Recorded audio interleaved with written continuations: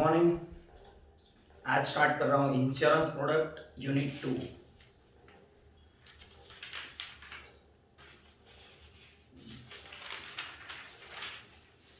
Question 1, explain the development of insurance in India, यानी कि history.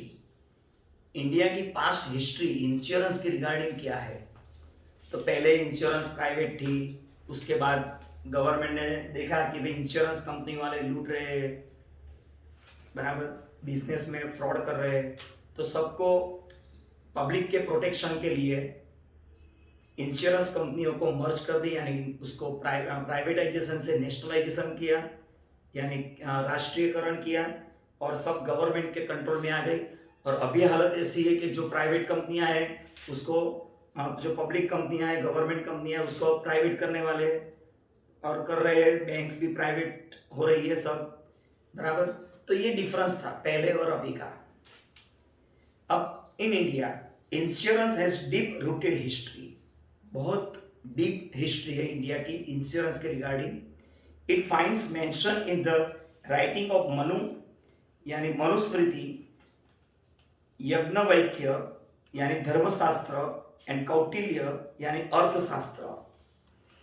Writing talk in the terms of pooling of resources that could be redistributed in times of calamities such as fire, flood, epidemic, and farming. There was probably a precursor to modern day insurance. Ancient Indian history has preserved the earliest trace of insurance in the form of marine trade, loans, and carriers contract. Insurance in India has evolved over time, heavily growing from the other countries. यानी पहले तो India में fire, marine, ये सब insurance होता था, लेकिन उसका नाम इंश्योरेंस एग्जैक्ट नहीं दे रहे थे वो लोग, बस उसका नाम पहले था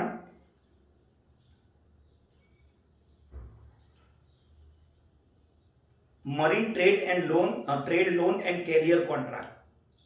और पहले सिर्फ मरीन के लिए इंश्योरेंस था, क्योंकि इंडिया में मेजोरिटी जो था वर्क, बिजनेस जो था, ट्रेड था, वो शिपिंग का था, मरीन का था, यानी गुड्स यहाँ से इंडिया से फॉरेन में ट्रांसफर करते थे। और उसकी वजह से ही ईस्ट इंडिया कंपनी इंडिया में आई थी कि उन्होंने देखा कि इंडिया में रियल में बिजनेस बहुत बड़ा हो रहा है, हो सकता है, अपॉर्चुनिटी बहुत ज़्यादा है, इसलिए ब्रिटिशर्स भी इंडिया में आए थे, बराबर। और मरीन में सबसे ज़्यादा रिस्क रहता है, इसीलिए वो कॉन्ट्रैक्ट, ये नाम उसको दिया था, बराबर। उसके बाद कुछ ना कुछ नया अपग्रेडेशन आता गया। The history and development of insurance in India can be broadly studied under 4 period, यानी इंश्योरेंस की हिस्ट्री जो है इंडिया में, उसको 4 पार्ट में डिवाइड किया गया है। 4 हिस्ट्री है। पहली अर्ली पीरियड, यानी up to 19th century.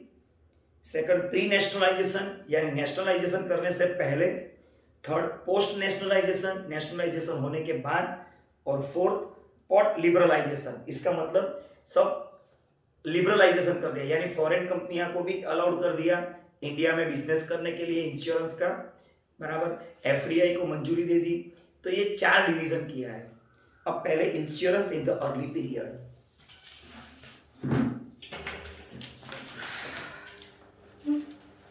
The history of the general insurance dates back to the Industrial Revolution in the West and consequent growth of seafaring trade and commerce in the 17th century. History पहले कहाँ ले जा रही है आपको? 17th century में, बराबर। It came to India as a legacy of British occupation. ये इंडिया में ब्रिटिश लाई है। लीगेसी यानी वारसा में, यानी ब्रिटिश वारसो यहाँ पर ये 17th सेंचुरी में आया था ये सब। General insurance in India has its root in establish of Triton insurance company limited in the year 1850 in Calcutta by British ने first time general insurance company establish की इंडिया में। उसका नाम था Triton insurance company limited in the year 1850। MCQ में आ सकता है point. First insurance company Triton insurance company in 1850 established by Britisher in Calcutta. In 1907, the Indian Mercantile Insurance Limited was set up. 1907 में एक नई कंपनी इंश्योरेंस की start हुई India में, mercantile insurance limited. This was the first company to transact all classes of general insurance. और ये जो company है जनरल इंश्योरेंस, सभी इंश्योरेंस कवर कर दिया उसने, mediclaim, accident, critical disease, corona भी अभी आ गया. Some of the important milestone in the general insurance business in India are India में माइलस्टोन यानी कितना लंबा ये पीरियड चला इंश्योरेंस बिजनेस डेवलप के लिए. 1818 so the advent of life insurance business in India. 1818 में इंडिया में लाइफ इंश्योरेंस बिजनेस का इन्वेंशन यानी उसकी खोज की with the establishment of oriental life insurance company इन कलकत्ता. यानी फर्स्ट टारगेट ऑलवेज देखो पहले कलकत्ता था. दिस कंपनी हाउएवर फेल इन 1834. 1818 में स्टार्ट हुआ और 1834 में वो फेल हो गई company.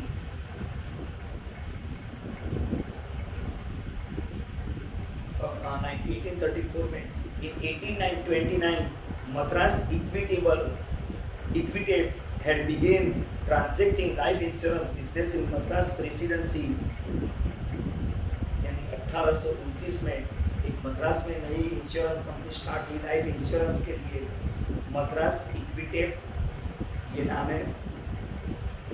1870 saw the enactment of British Insurance Act and last 3 decades of the 19th century the Bombay Mutual 1871, Oriental 1874 and Empire of India 1897 were started in Bombay Residency. जो 1870 में यानी 1870 में ब्रिटिश इंश्योरेंस एक्ट बना यानी वो इन लोगों ने implement किया.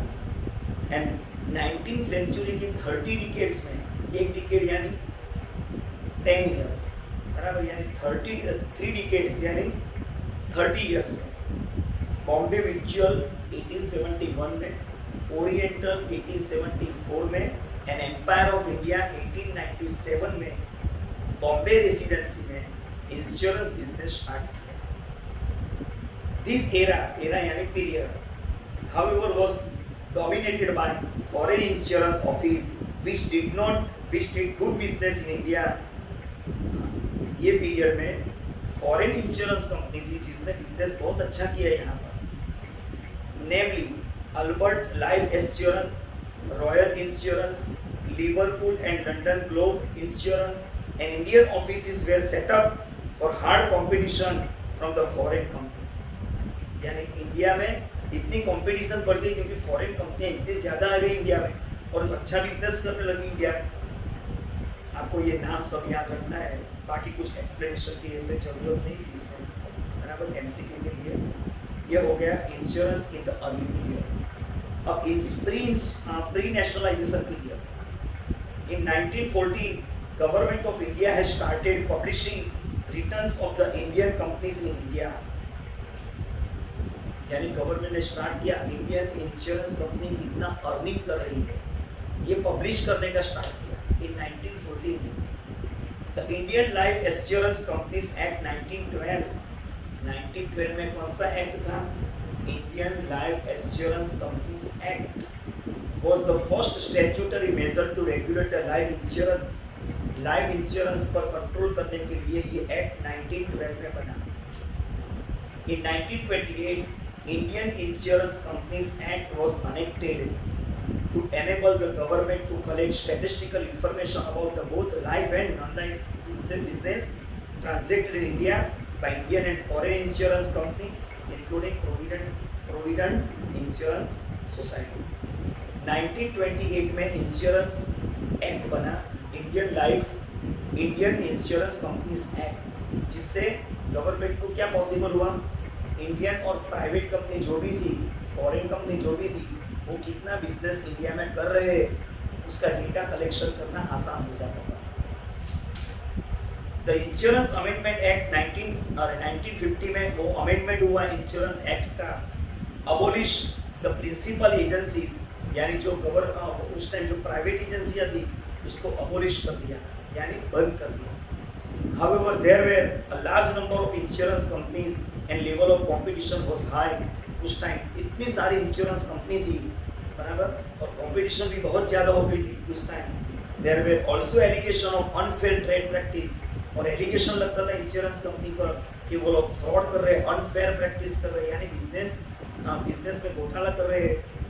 The government of India therefore decided to nationalize insurance business, और गवर्नमेंट ऑफ इंडिया ने 1956 में बिजनेस इंश्योरेंस पूरी कंपनियां जितनी भी थी उसको नेशनलाइज, यानी गवर्नमेंट के कंट्रोल में ला दी, यानी जो प्राइवेट इंश्योरेंस कंपनियां थी उसको भी गवर्नमेंट कंपनियां बनवा दी। देयर वाज 1956 में देखो, there were 154 Indian insurance companies, Indian insurance company 154 थी, 16 नॉन इंडियन इंश्योरेंस कंपनी थी और 75 प्रोविडेंट सोसाइटीज थी, बराबर। 154 Indian, 16 non Indian and 75 provident societies that were issuing life insurance policy, ये लाइफ इंश्योरेंस कंपनियां थी। Most of this policies were centred in the cities, specially around the big cities like Bombay, Calcutta, Delhi and Madras.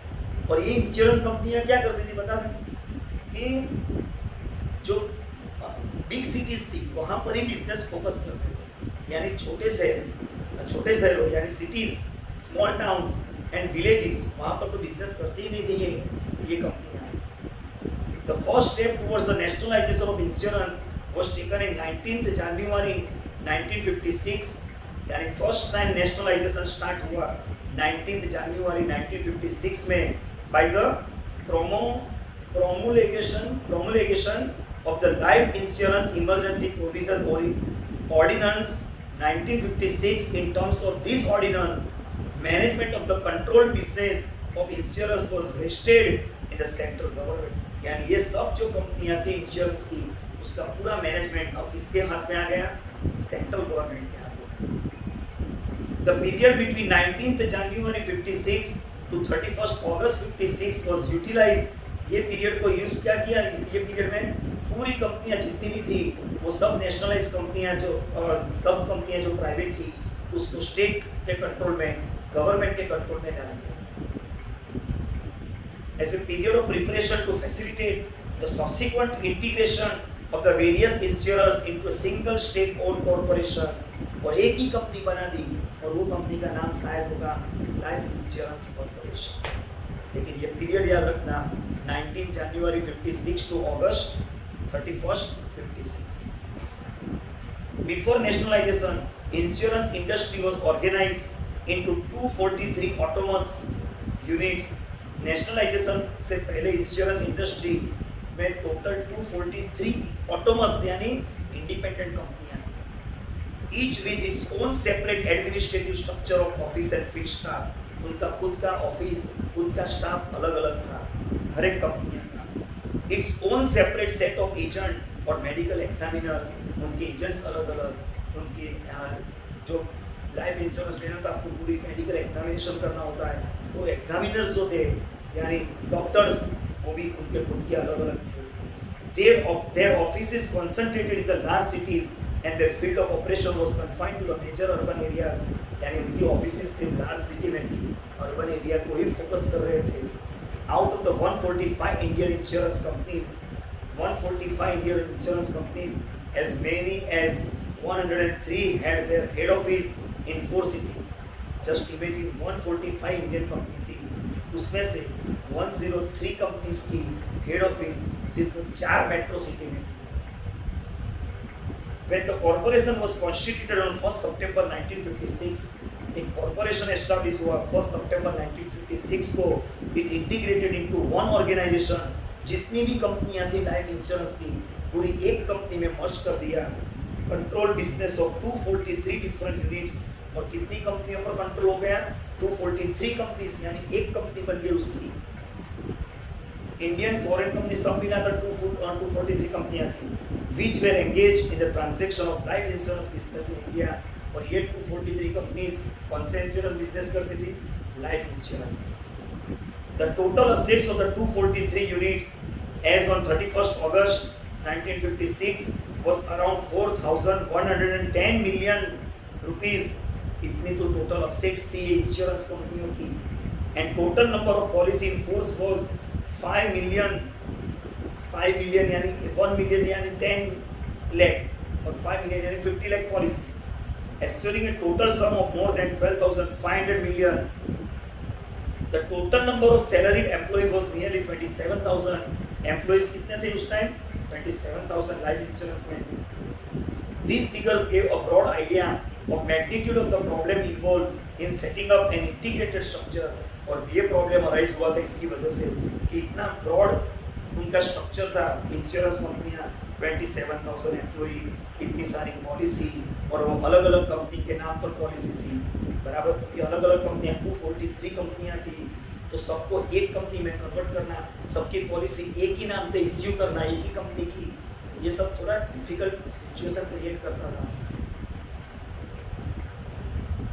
When Parliament set up Life Insurance Corporation as a monopolistic public undertaking, और उस time parliament ने अपनी संसद जो है वहाँ पर लाइफ इंश्योरेंस कॉर्पोरेशन एस्टैब्लिश करने का बिल पास हुआ. बराबर, सो LIC वहाँ जनरेट हुई, उसका जन्म हुआ, इमर्ज हुआ. When Parliament set up Life Insurance Corporation as a monopoly, क्योंकि एक ही कंपनी थी पूरे इंडिया में लाइफ इंश्योरेंस बिजनेस करने वाली. It was argued and believed that elimination of competition and malpractice that competition has given rise to would lead to better and more economical management of the business of the life insurance. अगर argument भी हुई कि monopoly create करोगे तो माल practice होगी, exploitation होता रहेगा, लेकिन कंपटीशन अगर होगी तो पहले better and more economical management of the business of the life, management properly होता, इकोनॉमिकली होता.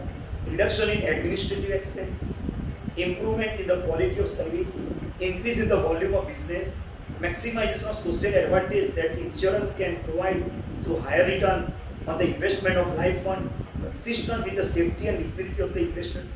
यानी एलिमिनेशन ऑफ कॉम्पिटिशन की वजह से ये बेनिफिट्स होता था कि भाई अब एक ही बिजनेस यानी मार्केटिंग बंद, एडमिनिस्ट्रेशन सिंपल हो गया, कोई खर्चा नहीं होता, सब एक ही जगह पर पॉलिसी लेनी होगी आपको. बराबर, सर्विस प्रोवाइडिंग क्वालिटी इंप्रूव हो गई. पोस्ट नेशनलाइजेशन इंडिया, अब नेशनलाइजेशन होने के बाद an ordinance was issued in 19 January 56 nationalizing the life insurance sector, and life insurance corporation came into existence in the same year. यानी 1956 में लाइफ इंश्योरेंस कॉर्पोरेशन इमर्ज हुआ. The life insurance corporation absorbed, life insurance corporation में कितनी कंपनियां absorb हो गई यानी समाविष्ट हो गई? 154 Indian company, 16 non Indian and 75 provident society, यानी total 245 Indian and foreign companies in all.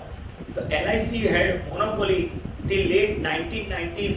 1990 तक LIC की मोनोपोली हो रही थी. When the insurance sector was reopened,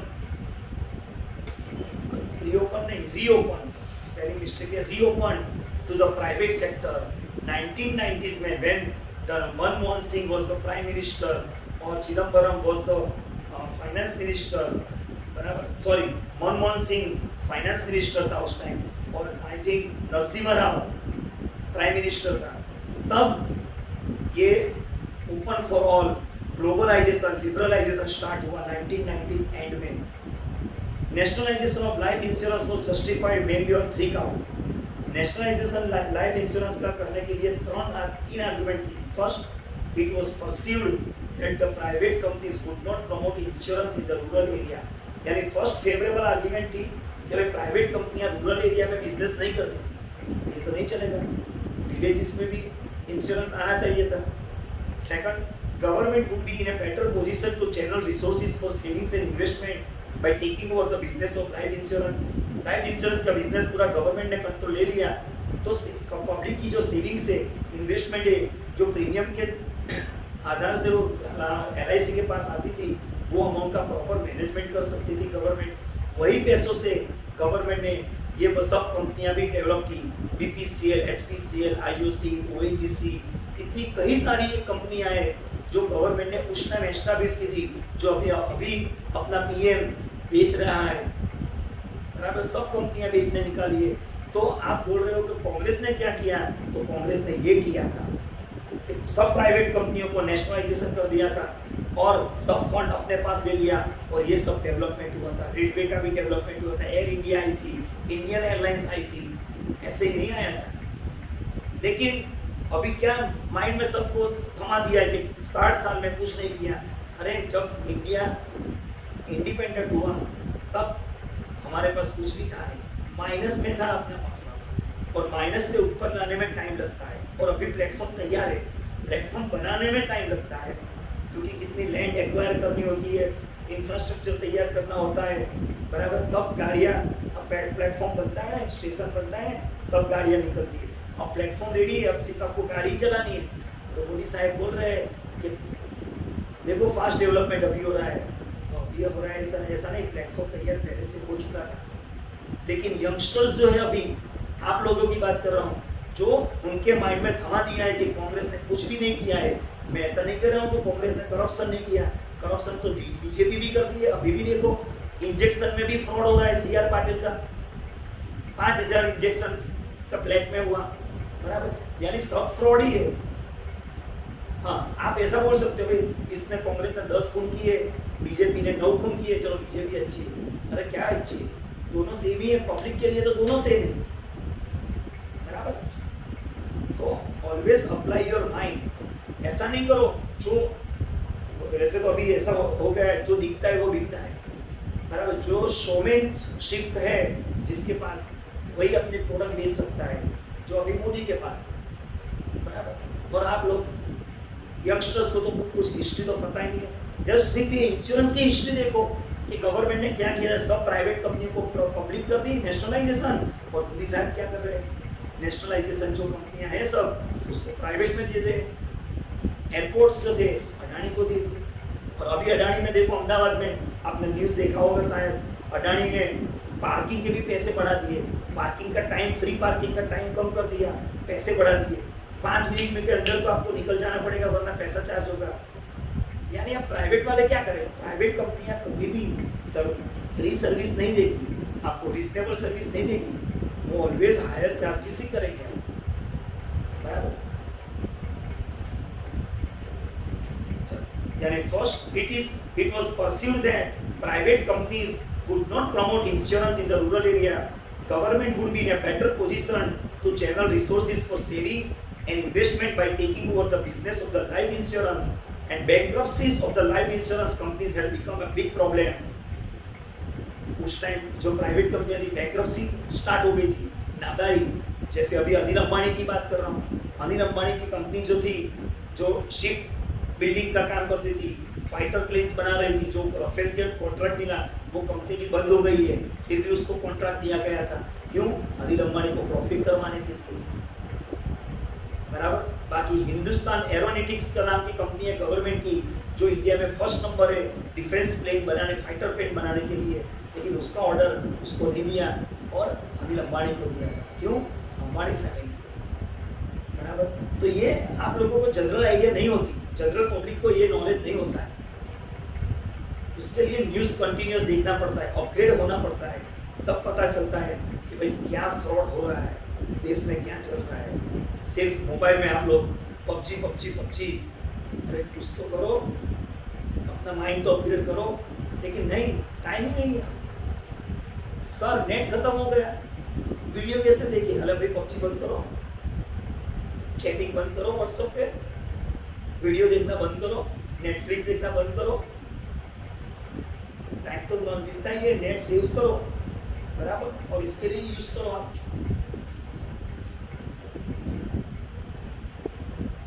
So 1957 so the formation of General Insurance Council. 1956 में लाइफ इंश्योरेंस हुआ, 1957 में general insurance start. A wing of the Insurance Association of India general insurance council frame a code of conduct यानी rules regulation for ensuring fair conduct and sound business practice, यानी उन्होंने rules बनाया कि जिससे business में कोई माल practice fraud ना हो। इसलिए In 1968, Insurance Act was amended to regulate the investment and set minimum solvency margin, यानी 1968 में उन लोगों ने एक्ट में ऐसा लाया कि भाई कंपनी ऐसी कंपनियां ये इंश्योरेंस बिजनेस कर सकती है जिसके पास नेटवर्थ हो प्रॉपर, बराबर मार्जिन हो, यानी फंड हो, सफिशिएंट फंड, तभी वो इंश्योरेंस बिजनेस में एंटर हो सकती है। The tariff advisory committee was also set up then. Tariff advisory premium आड़े धड़ हो यानी लमसम प्रीमियम लेते थे, कोई उस पर कंट्रोल नहीं था, बराबर। अब वो भी एक्ट बनाया टैरिफ यानी प्रीमियम के रिस्ट्रिक्शन करवा दिया।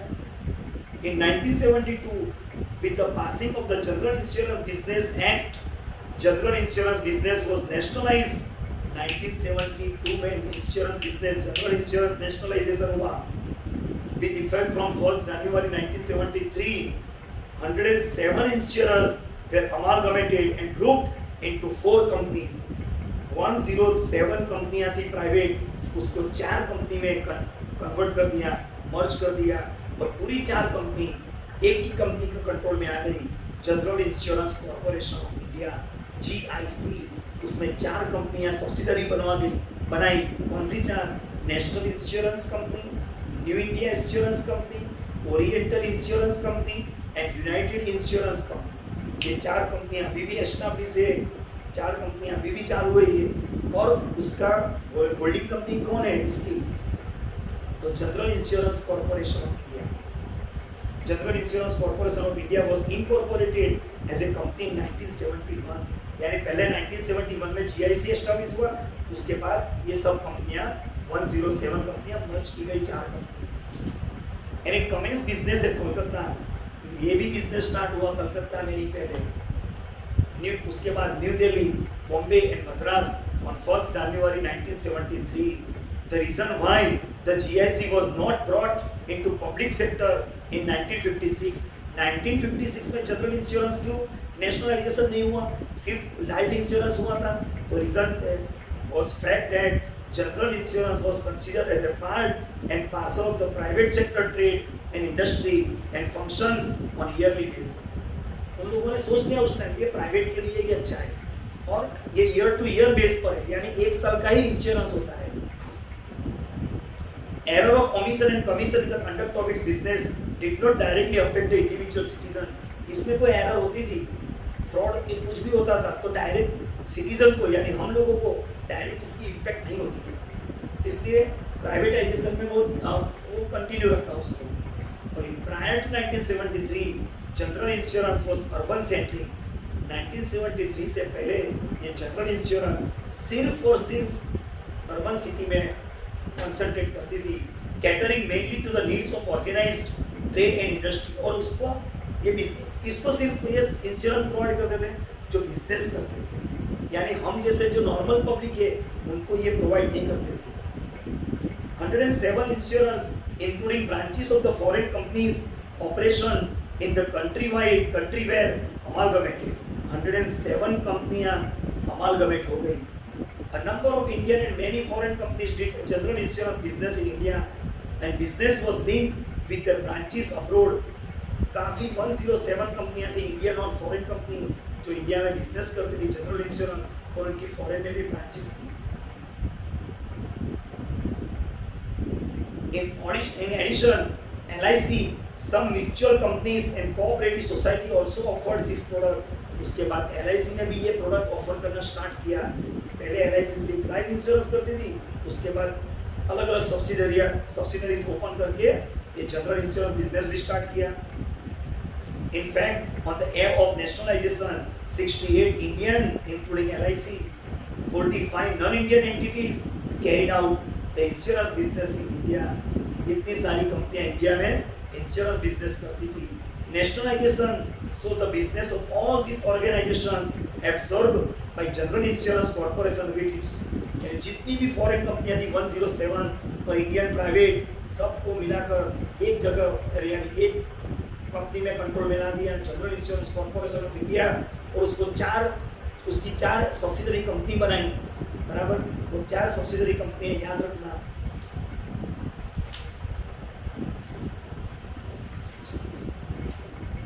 नेक्स्ट लेक्चर में कंटिन्यू रहेगा ये क्वेश्चन, वरना आप एक्सक्यूज निकालोगे कि सर इतना वीडियो है, इतना लेंथी कि नेट खत्म हो जाता है, इसलिए वीडियो यहाँ पर मैं स्टॉप कर रहा हूँ। नेक्स्ट लेक्चर में स्टार्ट करूँगा ये क्वेश्चन का आंसर।